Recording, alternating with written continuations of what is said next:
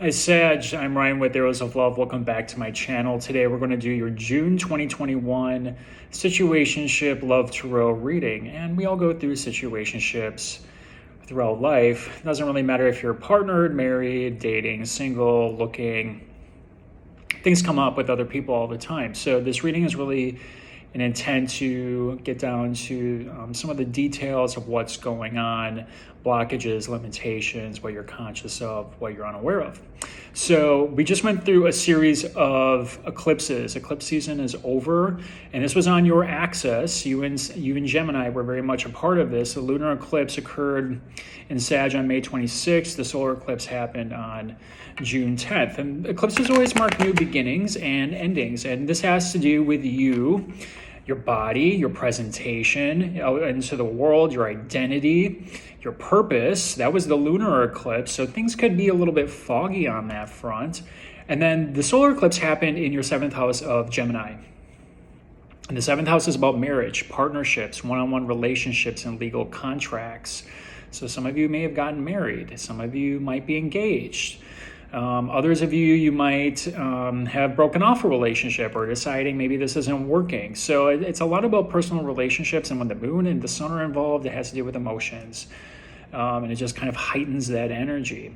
Mercury is still going retrograde in Gemini right now in your 7th house of relationships and partnerships until June 22nd. So we still got a few days to go. I'm doing this video on June 17th. And then Mercury's going to start moving forward, and it's going to go through that shadow phase, the point by which it was going retrograde. So we're not out of the clear yet with Mercury, the messenger planet. So miscommunication still be off. Technology might be off. Traveling could be delays, could be restrictions. I mean, there are restrictions.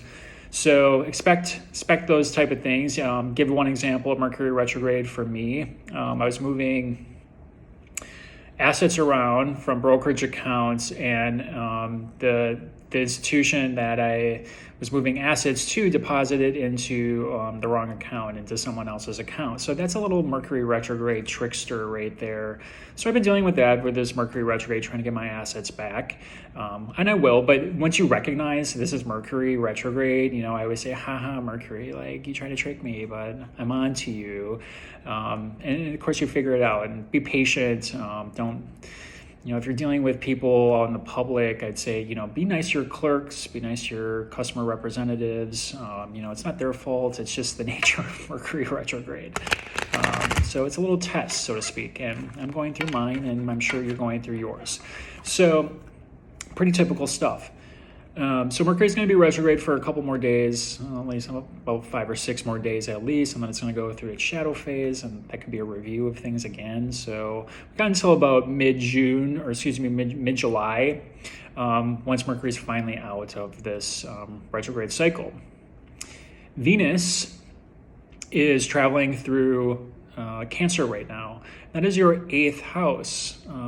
Cancer is 8 signs past Sagittarius. The 8th house has to do with hidden matters, secrets, things underneath the surface, karmic debts, other people's money, joint ventures, financial institutions, sex, taxes, death, rebirth, transformation. The 8th house is complicated, and Mercury is at her detriment in the 8th.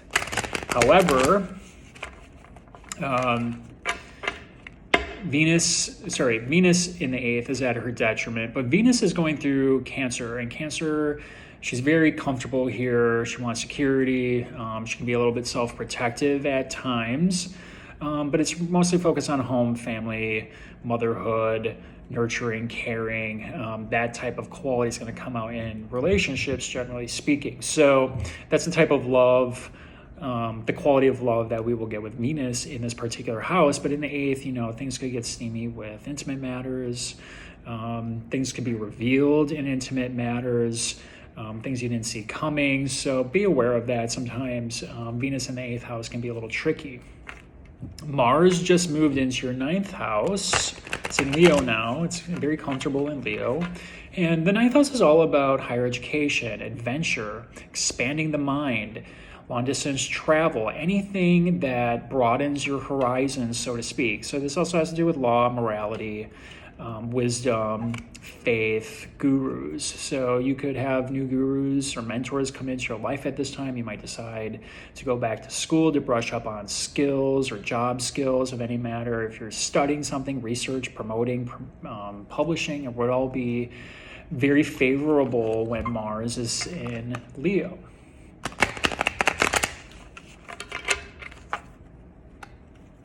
Those are the general energies in the sky right now, but the eclipses were really big. I mean, that's really what was affecting you, and relationships are going to come and go. So you might be starting new ones, and others might be ending for you, Sag, overall. And there's big changes coming with you and your presentation and your identity over the next 6 months. So that's what you can expect from the astrology, at least, for the foreseeable future.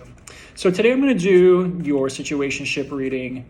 I'm going to do a modified Celtic cross. I'm going to pull 1 card from the Angels Oracle and then 6 from the Tarot to see what's happening with you.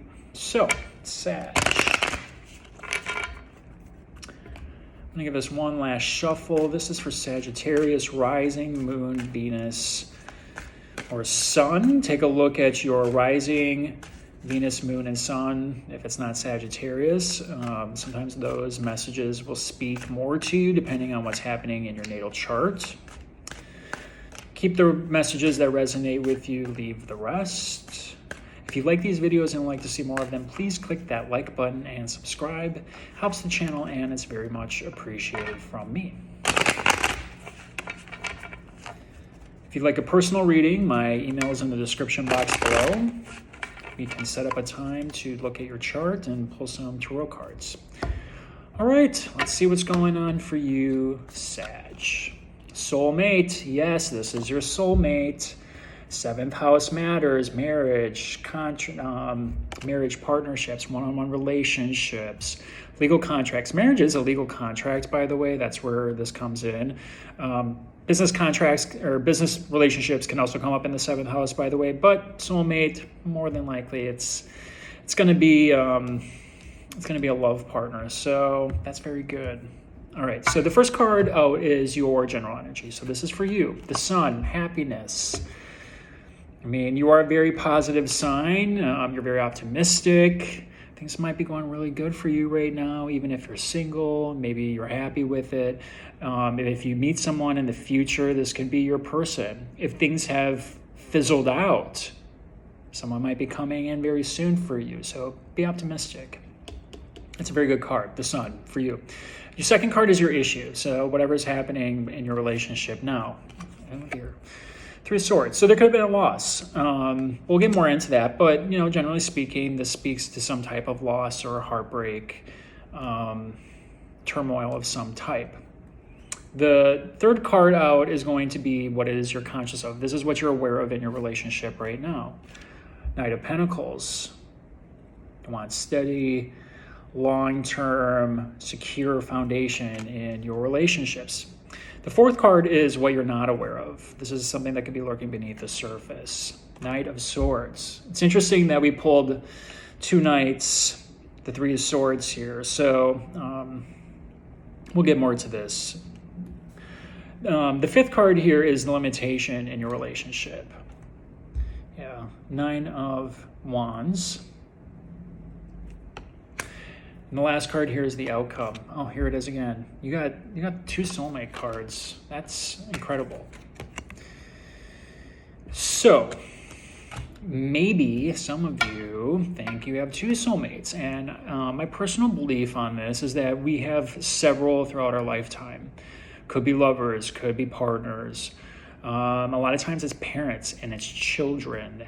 It's usually the one that you don't get along with or the one that you struggle with because they're there to teach you a lesson.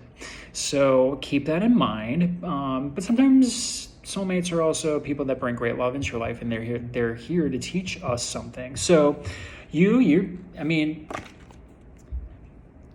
are feeling happy. You're feeling optimistic. This is also a card of children. So some of you may be contemplating expanding the family at this time. But generally speaking, the Sun is one of the best cards in the entire deck. It just points to vitality. And Sag, you're all about vitality. and having that good time, and having a good time in love, and having it be a little bit more carefree and adventurous and not so bogged down with like the serious stuff. But sometimes you got to deal with the serious stuff, and that's what this is talking about right here. The issue is that you have to heal yourself from any past traumas, past heartbreak, loss. It's in the past now. The eclipses were meant to take people out of your life. It's personal relationships. It's 7th house matters, which means if people left, universe is saying we're realigning you to bring in something else. And it looks like you might have some options. So what I'd say here is the general feeling of where you're going in your relationship, if you're dating, if you're single, if you're partnered up, is you want stability, you want security, you want something that's going to last. You want something that's built on a solid foundation. And that's exactly what the Knight of Pentacles is. It's sure-footed progression to your goals. The shadow side of that is this impulsive knight, the Knight of Swords, with his visor up, charging in with the sword raised, full steam ahead. So that you could be feeling this push and pull, like I want to get going, I want the new relationship, I want the spark back in my relationship, but to do it impulsively probably isn't going to get you there. You need to be a little bit more like the Knight of Pentacles. Take your time, think about this through, making sure you're aligned with values. That's what this is about. You could also be dealing with 2 people. I'll just say that too. So Earth energy, Pentacles, Capricorn, Taurus, Virgo. Swords energy, that's air signs, Gemini, Aquarius, Libra. So, and they're on the opposite sides of the sun here. So you could be deciding between these 2 people, if that's the case, or it's just the quality of love that you're looking for. Do you want something that's fleeting, maybe very fun, very, very exciting, but the faster they come in, the faster they leave? Or do you want something that could potentially last a little bit longer? Maybe they're not as exciting, but they're going to stick around.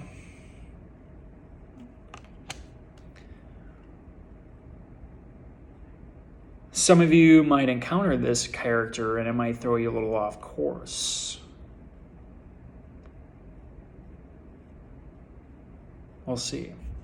That's for some of you, not all of you. But it is this intertwined, intermix between what type of relationship do you want, and those are the qualities that come out in these particular nights. Not all of them are as good as others.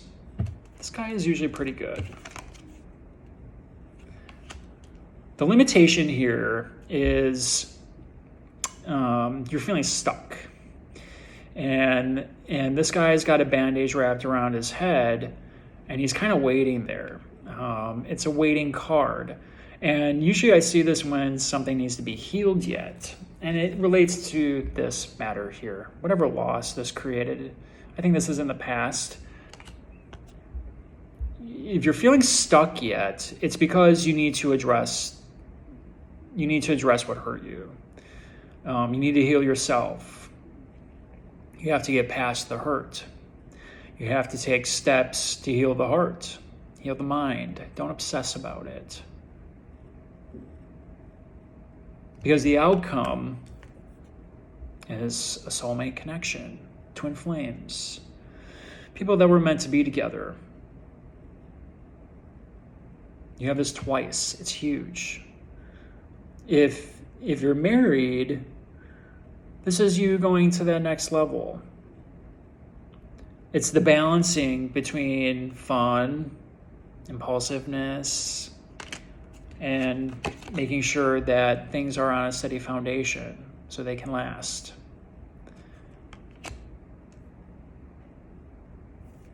Got to deal with this though. There's some healing that needs to happen. Feeling that stuck energy. Not sure what to do next. I think the answer here is you got to heal.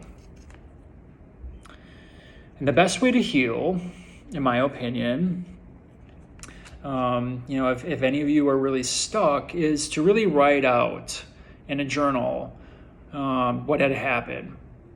And then at the very end, start to forgive yourself, forgive the other person, understand that the situation, you can't go back, you can't change it.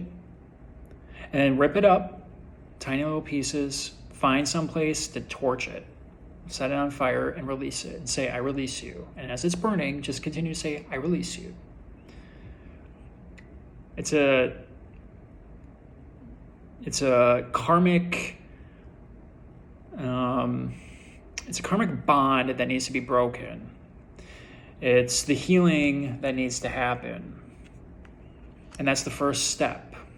And then you need to block them, and then you need to delete all the pictures. That's the next step, okay? So I'm giving you the advice about healing, but that's one way to go about doing this. If it's already done, you've already blocked them, if you're not having contact, then you're good. You're on your way. You're moving forward. They happen to come back, though. Mercury is retrograde. People come back at this time. Don't respond. You have some really good things coming. Soulmate connection. New partnership. It's fantastic reading. But you got to do a little work in the meantime. Until next time, Sag, take care. I hope you're doing well. These eclipses were crazy, so especially for you. So just get through it. You'll be fine. Good things are on their way. Until next time.